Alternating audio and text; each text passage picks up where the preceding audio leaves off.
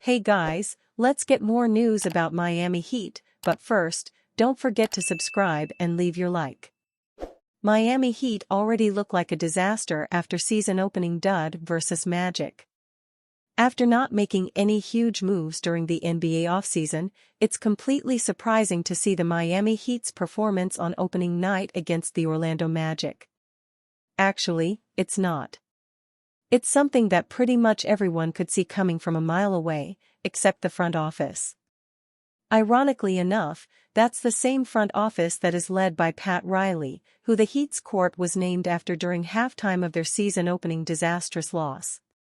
Nevertheless, putting the offseason aside, the Heat was not just bad on opening night against the Magic, they were exceptionally bad to the point of disastrous.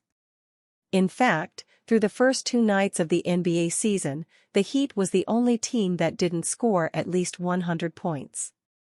The argument could be made that they put on the worst performance of every team in the league in their opener.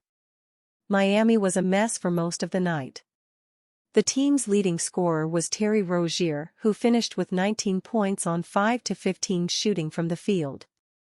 Jimmy, who is entering this year with a huge responsibility on his shoulders, finished with 3 points on 1-8 shooting from the field and was a game-worst -30 when on the floor. In defense of Jimmy, he wasn't the only star player who had a bad night. Bam, who is largely expected to take another step forward in his development, finished with just 9 points and 5 rebounds on 1-5 shooting from the field. He was also a -30 when on the floor for the Heat. Overall, the Heat were outclassed by the Magic. Could it have been a bad game for the Heat? Absolutely.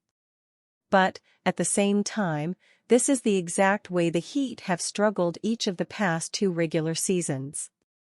At this point, it's more likely that this is who the Heat are rather than just a blip on the radar. Either the Magic are the best team in the league or the Heat are that bad. And if I had to guess at this point in the season, I'm pretty sure I'd lean toward the idea of Miami being that bad. With everything surrounding this team, there's a chance it could get worse before it gets better. And that's a scary possibility for Heat fans. The Orlando Magic opened their season in dominant fashion, defeating the Miami Heat 116-97 on the road in a statement win.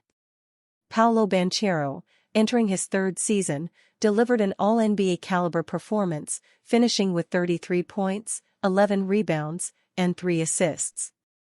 Shooting an efficient 50% from the field and 50% from beyond the arc, Banchero also posted a game-high plus-minus rating of +42, cementing his role as a key figure in the Magic's victory. Banchero's impressive stat line not only earned him a place in the record books, but it also further strengthened his case for All-NBA recognition this season. His 33 points, 11 rebounds, 0 turnovers, and 4 of 8 shooting from beyond the arc highlighted his all-around ability to impact the game on both ends of the floor. In doing so, Banchero became the first player since Michael Jordan to record such numbers in a season opener, placing him in exclusive company among basketball's greatest. Additionally, Banchero joined Magic greats Shaquille O'Neal and Tracy McGrady as one of the few players in franchise history to post 30-plus points and 10-plus rebounds in an opening night game. His standout performance not only solidifies his role as the focal point of the Magic's offense, but also underscores his rapid growth as a versatile threat. With this performance, Banchero has set the tone for what could be a breakout season, positioning himself as a serious contender for All-NBA honors. Jamal Mosley eases Jonathan Isaac injury concerns after leaving Heat clash.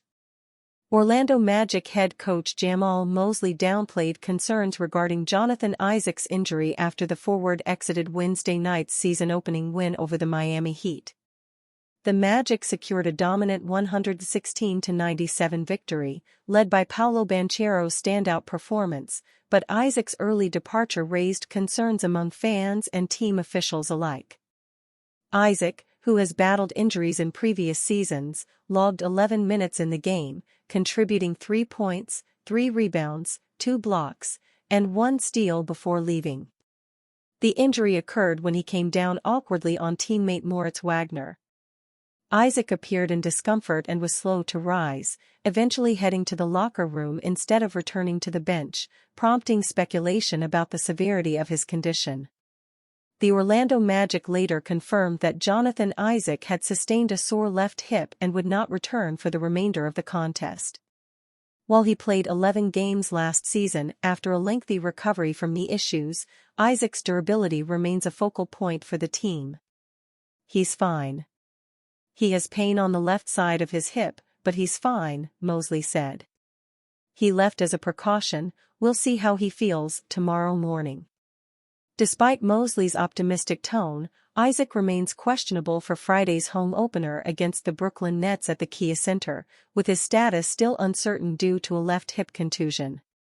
Isaac's physical transformation has been a major talking point heading into the season. The forward bulked up significantly during the offseason, entering this year at 250 pounds, up from 219 pounds last season.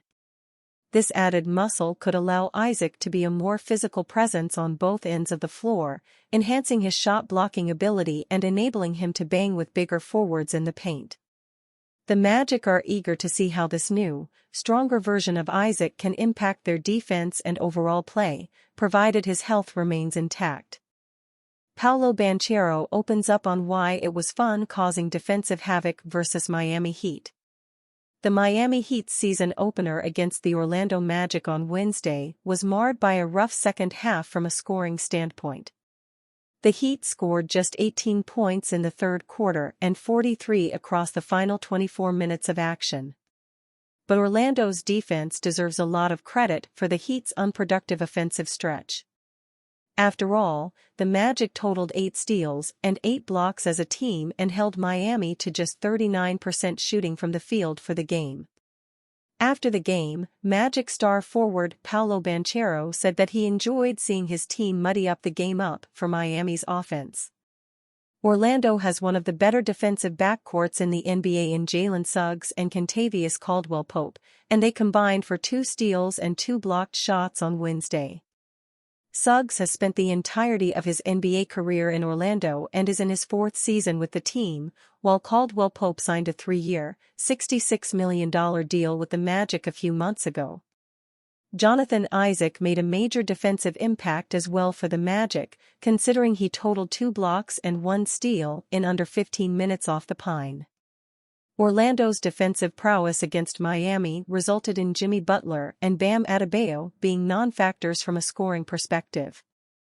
They mustered just 12 points between the two of them on 2 of 13 combined shooting from the field and 0 of 4 from three-point range.